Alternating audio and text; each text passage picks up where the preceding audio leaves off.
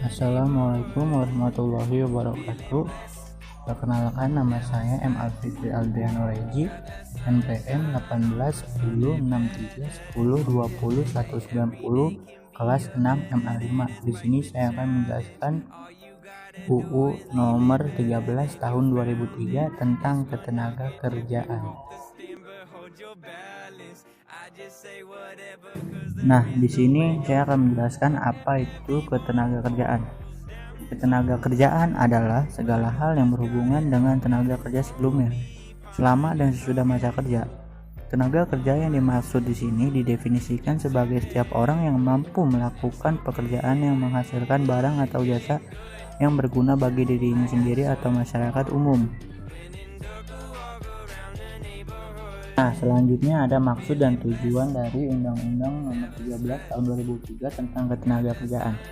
Jika diidentifikasi tujuan dari Undang-Undang Nomor 13 Tahun 2003 tentang ketenaga kerjaan, maka dalam regulasi itu sendiri terdapat 4 tujuan yang disebutkan pada pasal 4 bahwa pembangunan ketenaga kerjaan bertujuan. Yang pertama, memberdayakan dan mendayagunakan tenaga kerja secara optimal dan manusiawi. Yang kedua, mewujudkan pemerataan kesempatan kerja dan penyediaan tenaga kerja yang sesuai dengan kebutuhan pembangunan nasional dan daerah. Yang ketiga, memberikan perlindungan kepada tenaga kerja dalam mewujudkan kesejahteraan dan meningkatkan kesejahteraan tenaga kerja dan keluarganya. Nah, selanjutnya ada keterangan dan isi Undang-Undang Nomor 13 Tahun 2003 Bab 1 yang berjudul Ketentuan Umum. Di situ ada pasal 1.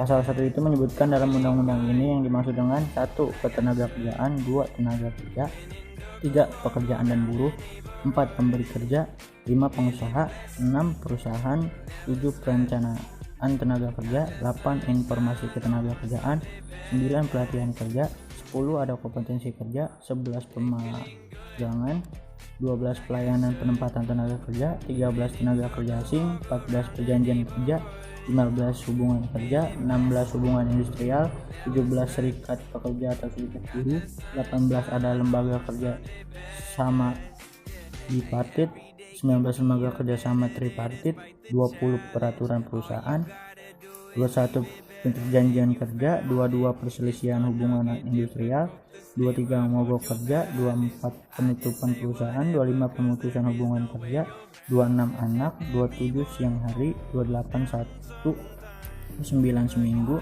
30 upah, 31 kesejahteraan pekerja buruh, dan yang terakhir nomor 32 pengawas ketenaga kerjaan. Bab 16. Ketentuan pidana dan sanksi administratif. Bagian pertama, ketentuan pidana. Pasal 183. Yang pertama ada, barang siapa melanggar ketentuan sebagaimana dimaksud dalam pasal 74 dikenakan sanksi pidana penjara paling singkat 2 tahun dan paling lama 5 tahun dan atau denda paling sedikit 200 juta rupiah dan paling banyak berkisar 500 juta rupiah. Yang kedua, tindakan pidana sebagaimana dimaksud dalam ayat 1 merupakan tindak pidana kejahatan pasal 184.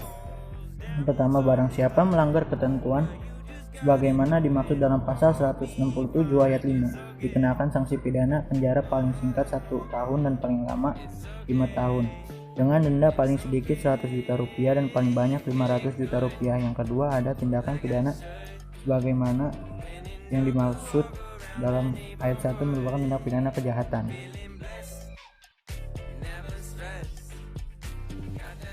Nah, di sanksi administratif ini ada bagian kedua. Sanksi administratif pasal 190. Yang pertama, menteri atau pejabat yang ditunjuk mengenakan sanksi administratif atas pelanggaran ketentuan sebagaimana diatur dalam pasal 5, pasal 6, pasal 15, pasal 25, pasal 38 ayat 2, pasal 45 ayat 1, pasal 47 ayat 1, pasal 48, pasal 87, pasal 106, pasal 126 ayat 3, dan pasal 160 ayat 1 dan ayat 2 undang-undang ini serta peraturannya pelaksanaannya. Yang kedua ada sanksi administratif sebagaimana dimaksud dalam ayat 1 berupa A. Teguran, B. Peringatan tertulis, C. Pembatasan kegiatan usaha.